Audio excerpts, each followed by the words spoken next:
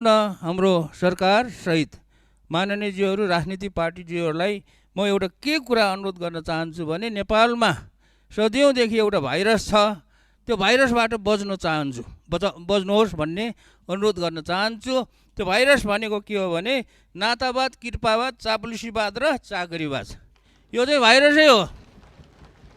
यो भाइरस खास गरी अब नेपाल एकीकरण भएपछि रणबहादुर शाह जब उहाँ चाहिँ के अरे नाबालक चाहिँ राजा हुनुभयो, त्यो बेलादेखि सुरु भएको हो र राणा शासन जङ्गबहादुरले राणा शासनको चाहिँ सुरुवात गर्दादेखि अझसम्म 2007 सालको क्रान्ति भइसकेपछि पनि अनि 46 सालको क्रान्ति, 63 सालको चाहिँ आन्दोलन, यो सबै कुराहरू भन्दाखेरि पनि यो भाइरसले चाहिँ छोडेको छैन। यो भाइरसबाट छुटकारा पाउनको लागि तपाईँहरू सबै चाहिँ यसबाट चाहिँ बच्नुपर्ने हुन्छ। र अब यसबाट म के भन्न चाहन्छु भने अहिलेको नयाँ सरकार, नयाँ सांसदज्यूहरूले के गर्नु पर्यो भनेदेखि यो भाइरसबाट चाहिँ मुक्त हुनलाई प्रयास गर्नु पर्यो।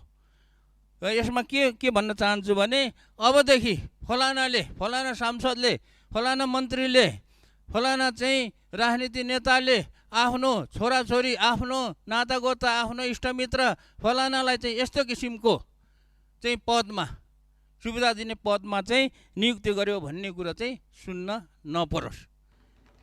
यदि अब यो कुरालाई चाहिँ अझै पनि राख्ने हो भने चाहिँ घाटा चाहिँ के हुन्छ भन्दाखेरि नेताहरू र राजनीतिक पार्टीहरूलाई नै हुन्छ। त्यसैले यो कुरा चाहिँ बाट बच्नु होला। कुनै पनि सरकारले, कुनै पनि पार्टीले जनताको के अरे समर्थनमा चाहिँ शासन गर्ने हो भने, सरकार चलाउने हो भने यो भाइरसबाट चाहिँ मुक्त हुनको लागि अनुरोध गर्दछु।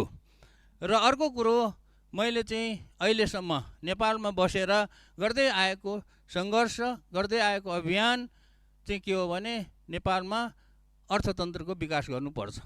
अर्थतन्त्रको विकास गर्नको लागि विज्ञान प्रविधिलाई चाहिँ उच्च प्राथमिकतामा राखेर, नम्बर 1 प्राथमिकता राखेर अनि अनुसन्धान, नवप्रवर्तन जस्ता कुराहरूलाई चाहिँ एकदमै जोड दिनुपर्छ। त्यसको लागि कोष खडा गर्नुपर्छ। त्यसको लागि चाहिँ के अरे मन्त्रालय, एउटा बलियो मन्त्रालय चाहिँ गठन गर्नुपर्छ, बनाउनुपर्छ भन्ने कुराहरू चाहिँ म सबैलाई चाहिँ राख्न चाहन्छु।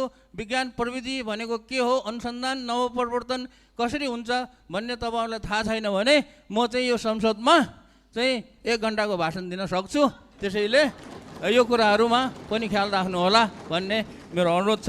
ल, धन्यवाद। अरू कुराहरू बिस्तारै गर्दै जाउँला।